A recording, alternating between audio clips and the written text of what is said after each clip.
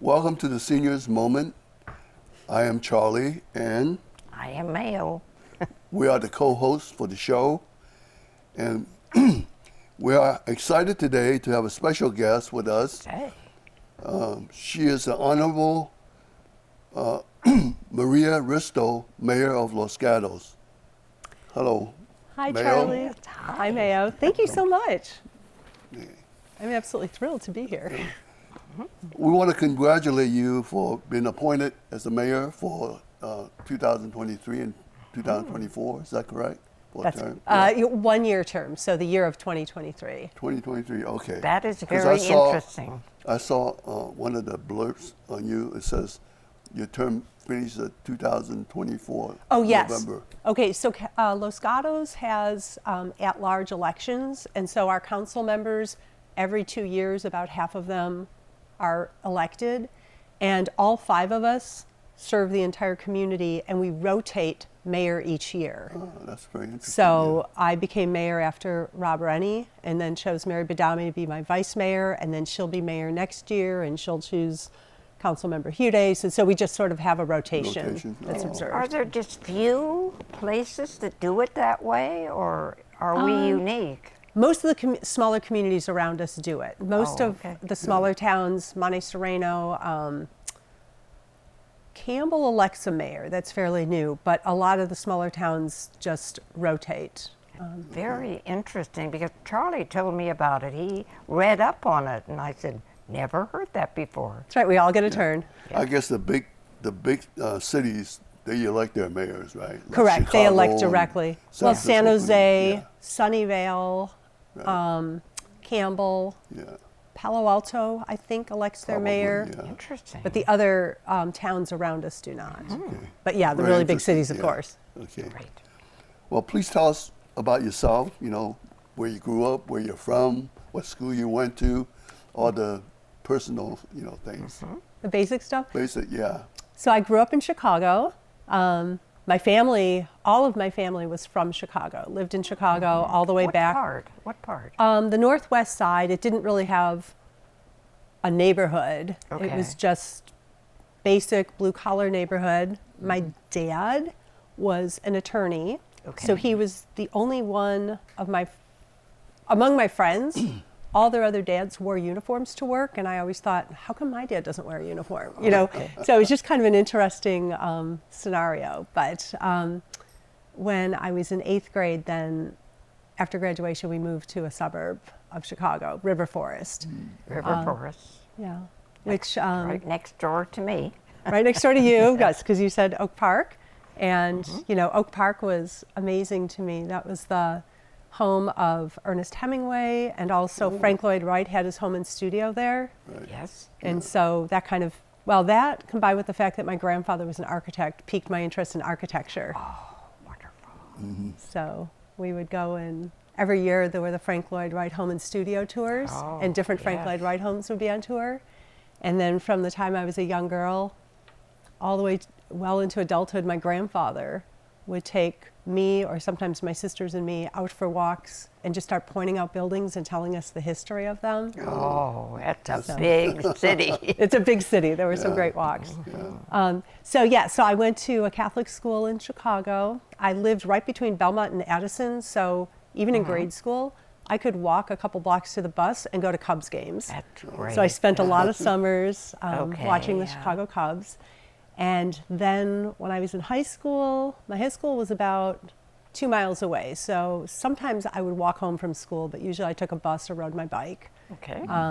Grew up really not driving, in a city like Chicago. And at that time, we only owned one car. My dad took that to work, so we walked or biked everywhere. That's great. Well, I was born in Alameda. Okay, Alameda. So you know Alameda. right, beautiful island. Yes. And yes. then- Yeah.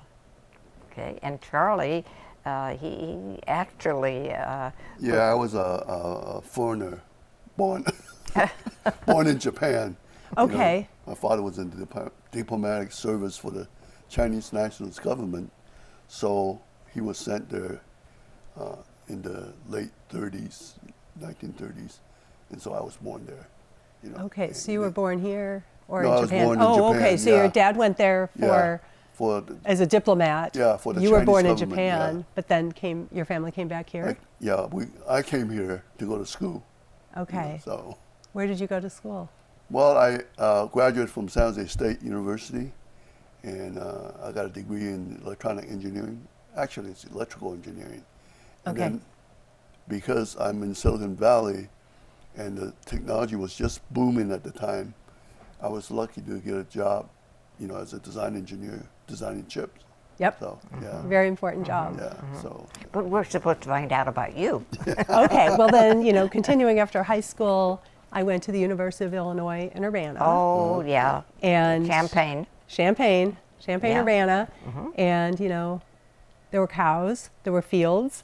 It was hot in the summer, it was freezing cold in the winter, but an amazing academic program. I was a chemistry major and spent most of my time in the labs. There were days where I would have a lab from 8 till noon, and another one from 1 till 4, and another one from 6 till 10. So just spent a lot of time, and I like hands-on things. I really enjoyed labs more than I enjoyed the lectures, actually doing things. And so when I graduated with that degree, I really didn't know what I wanted to do. I wanted to go to graduate school, but I didn't know exactly in what. And I was fortunate to get a job at a research center in a Chicago suburb. It was the Gould Research Center, and they were looking for a chemist to work on chemical sensors. Interesting. Basically sensors that would be intravenous Yeah. and measure different blood gases. So I got that job. It was really exciting, and worked there for 3 years. In the middle of it, my project ended. They put me on a semiconductor project. Their attitude was chemists are trainable. So all of a sudden, the next thing you know, I was working on wet and dry etching and photolithography, right. and learned this whole world of semiconductors. In the meantime, I met my future husband. He was working in a different lab at the research center, Okay. and we were dating, and the research center was going to be shutting down.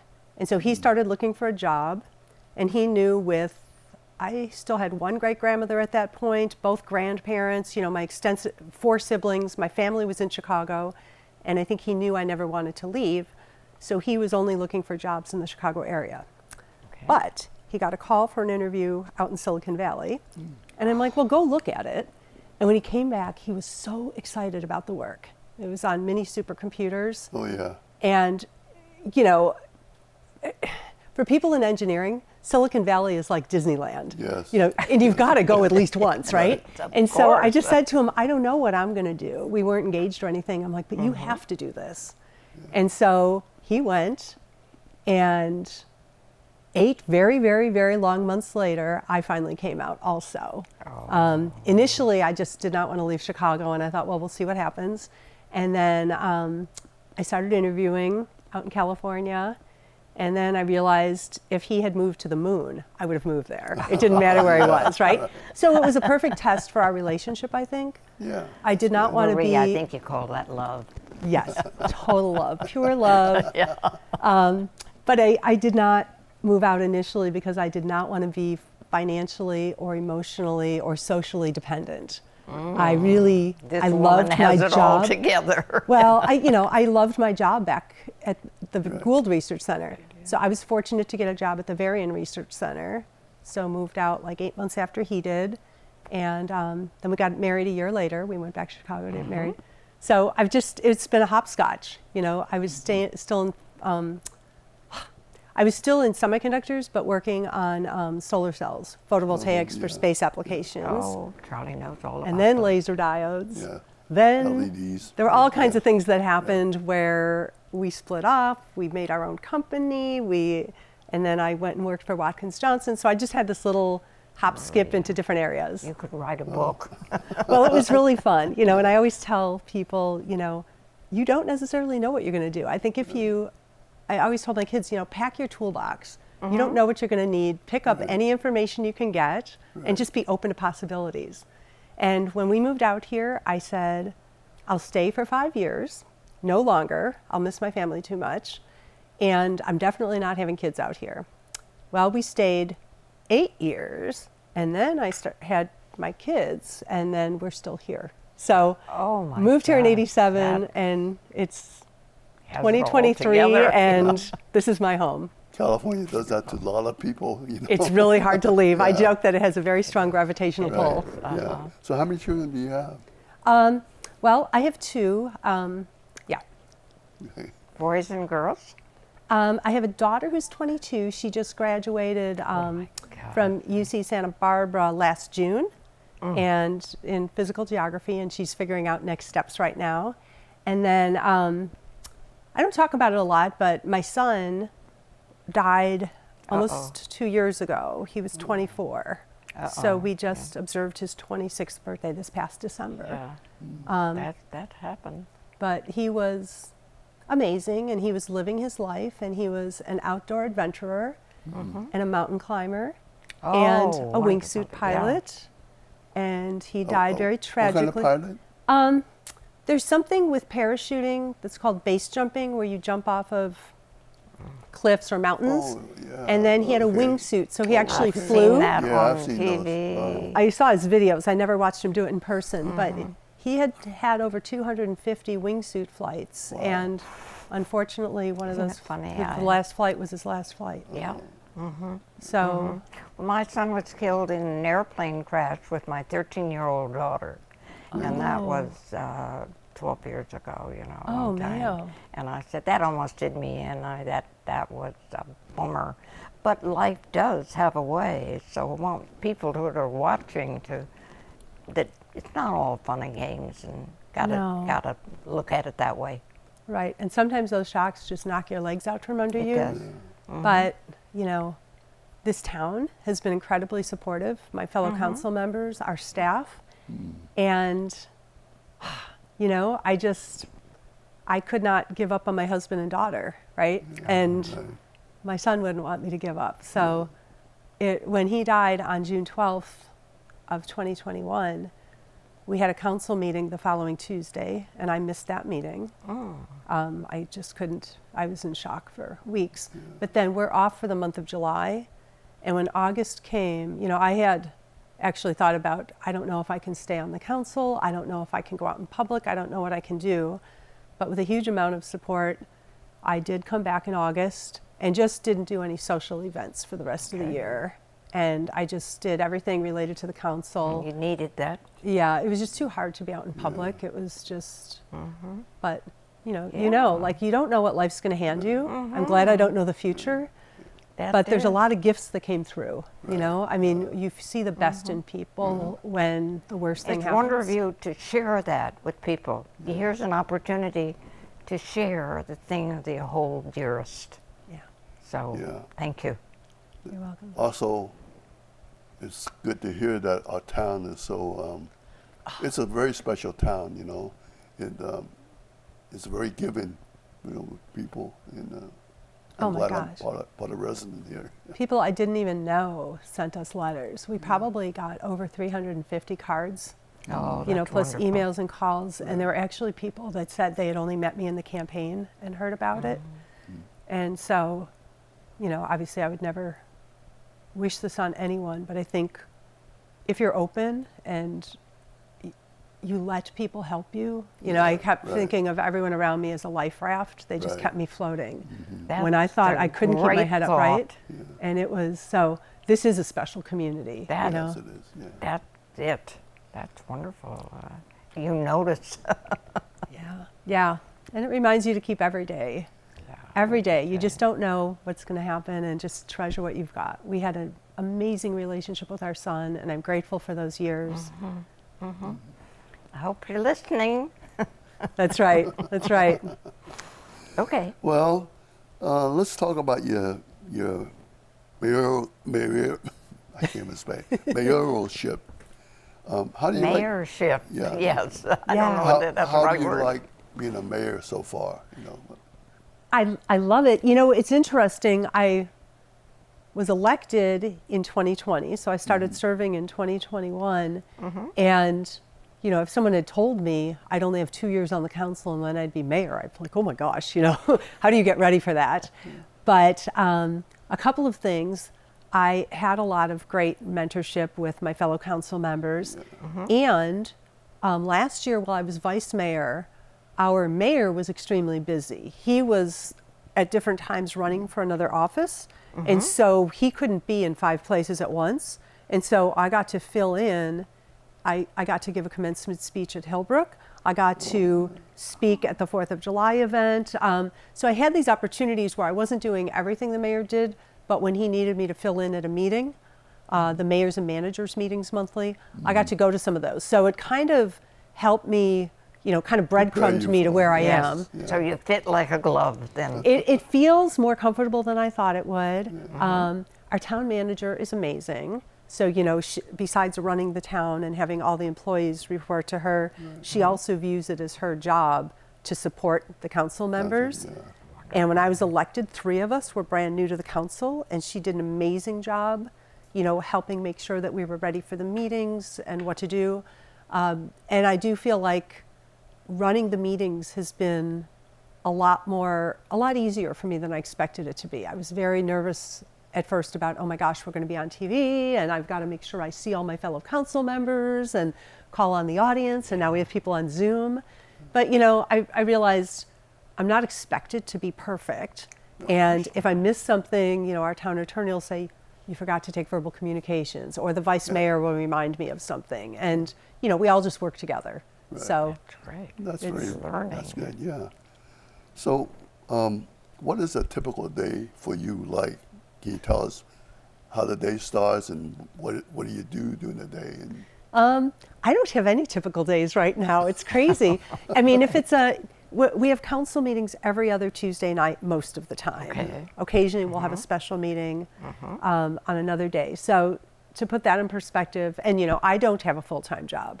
Some of my fellow council members do, but so I do have a lot more free time than, for example, my vice mayor who works full-time. So every day involves walking around town. I mean, I try to walk everywhere I go, walked here, it's a great way to see the community. If it's a Tuesday with a council meeting, I will have spent a good part of the weekend reading our packet and, reading all the reports, putting together some questions, and then on Monday, probably talking to the town manager or any of the staff members if there's questions I have about different items, and then thinking about how we'll structure the discussions on different things. What I try to do on a Tuesday when there's a council meeting is not have too many other meetings, because the way I work best is I just pack my head full of information, and then for me, I like to go for like a 2 or 3 hour hike, like 10 miles if I can, 8 miles, 2 or just 3 to clear my hours. head. It lets everything, just being out by myself, hiking, I stop thinking and I just start, all the information just sort of settles out, because I feel like if I'm staring at my computer or reading reports too long, I get what I call monkey mind. All of a sudden it's like, ooh, what about this? What about that? What about this? And if I just go out and clear my head, it all starts to fit into place. That works for me. I don't know how, I'm sure everybody does it. I usually go for long walks, and not think about anything except a few ideas and stuff, so. Right, and you come back and I come it's back clearer. refreshed. I feel better, so you don't feel all burdened, all the little things that that you forget, or so. Yes. That's very good. Yeah. And then I have a lot of meetings during the week with, I'm sure. like this afternoon, after this, I'll be popping over into the Chamber of Commerce to check in on them and see what's happening. And then at 5 o'clock, there's Community Health and Senior Services Commission, and I want to watch that because we'll be talking to them next week. And then I was supposed to meet with a resident after that. Oh my gosh. So I joke that my schedule every day is a snowflake. It's completely different than the day before. But for me, it always involves getting out for some kind of walk, even if it's just for a half an hour or a bike ride when I have time. Well, I understand you ride a bicycle. That's one of your things. Yes, I like to ride for, I say, for exercise or exploration or transportation. Good for you. That's great. That's great. Wonderful. Okay. I kind of wondered about your own expectations of what would be a major thing that you'd want to do as mayor. On the council, as mayor, my main goal, really, and I said this from the beginning, is I view myself as the team leader. Like we're all a team, and we need our employees and our residents and all the fellow council people to be working together. Okay. And so one of the things that drives me crazy is when I either see factual inaccuracies or people with a political agenda who don't seem to want to really work for the benefit of everything, but work for divisiveness. I just don't understand that kind of waste of energy. And so my goal is to try to, pull people together and solve problems. So, my goal would be to get our housing element done this year, which I think we're all wanting to do, and to get the general plan restored as much as possible. We have a referendum that suspended two of the elements, and there may be parts of that maybe we should leave out, but there was so much good work done for almost 2 years to craft those chapters. I would like to see a lot of that brought back. And so just sort of getting people to the table honestly. I mean, I can completely abide that people have differences of opinion. Sure. Yes. And I think we course. all, even if we have the same goals, we want to have a wonderful, cohesive, beautiful community. People might have different ideas of what that looks like. Yes. But to me, we have a lot of problems to solve, and kicking a can is not Yes. solving a problem. Right. So, Oh, I was going to ask you about the referendum. I'm glad you talked about it. Also, I think we're having a budget issue. Like this year, fiscal 2023, I think we're going to have a surplus of 700,000. Right? yes, things swung around. Right. So when this budget was made, we thought we might have a deficit and that we'd have to backfill it with some of our federal aid money. okay. But what happened was part of the forecast was we couldn't count on our new business license. Oh, It's okay, go ahead. oh, okay. We couldn't count on our new business license tax and updating to pass in the last election. So we couldn't count on that money. And then it did go through, and that's additional money. And then, property taxes went up, sales tax went up. So coming out of the pandemic, I think there was so much uncertainty about how we would do financially that we had a happy surprise. But, knowing that we're a service organization, most of what the town of Los Gatos does, and most towns and cities, is deliver service. And we do that through our people. We do that with our employees. And salaries and benefits are going up faster than our sources of income. So you're right, we have a surplus this year, but if nothing changes, we're going to have a crossover point where our expenditures And Yeah. exceed that. exceed the cost, and so or exceed our revenue. Revenue, yeah. And so we are going to have to look at either additional sources of revenue, or have that really hard conversation maybe about what kind of services people don't want. And I think people live here because they really appreciate all of the service they receive. Things are changing also, priorities and people, and getting kind of cranky. And I think everything, it's so good, right? We have a great community and we have a lot of things Yeah. to be celebrating about. And then when we want to try and solve problems, let's solve them. Let's not argue about it, because I know we can figure it out. Right.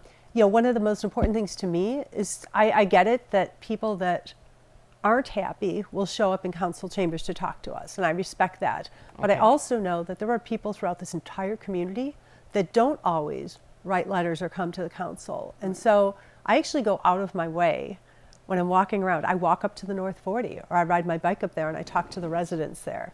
I sometimes go to other parts of town, and as I'm walking, it's just really easy to strike up a conversation when you're out walking. I never tell people who I am. And we just talk about things. It's like, oh yeah, what do you think? Oh yeah, that car just went through that stop But sign. you stand out. Oh, it's amazing. Most people don't know who I am, Well, right? I can't in believe a that. town of 30,000 people, Yeah, there's a small 30,000, group of wow. people who know who the council members are. Yeah. But you would be Yeah. surprised. Most people don't know who their council members are. Interesting. And so it's great. I can Yeah, have these it is, amazing, yeah. or every time I go shopping, and I shop locally, I'll talk to the store owners, and do you hear about parking? Or, how's your business doing? And, what are the issues that are affecting you?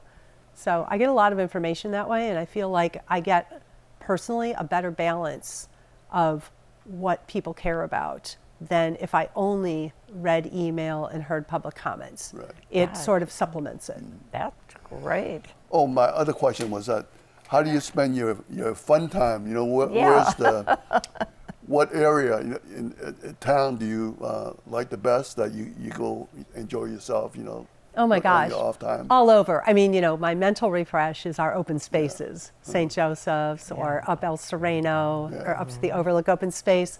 But It's such a beautiful area. Isn't oh my gosh. Yeah, we are so, I mean, we are so blessed. We are surrounded by natural beauty, and I'm so grateful that we preserved it. But my husband and I eat dinner out at least once a week, and we walk downtown and pick different restaurants. Great. Yeah, Yeah. that's good. We play board games at home. I do like to try to get out sometimes just for a street walk and just pick a neighborhood. Right. I used to have a dog. He died when he was 9, but I would go out and do what I called find it walks with him. And so we would just go in some direction and walk on every street in a neighborhood just to see it. Good for you. So- That's It's a great way great. to see landscaping, Exactly. and if you're going to paint, what color someone's house is, And or they see you. that's right. I know. I probably have no anonymity, but anyway, I just being out and around town is. Well, you're a good one. you're what did we read about the honorable? They refer to you as the honorable Well, yeah. mayor. That's Yeah. the proper title. We That'll had take to a look while to that get up, used you to. know. I know. By the time I get used to that, I'll be handing it off.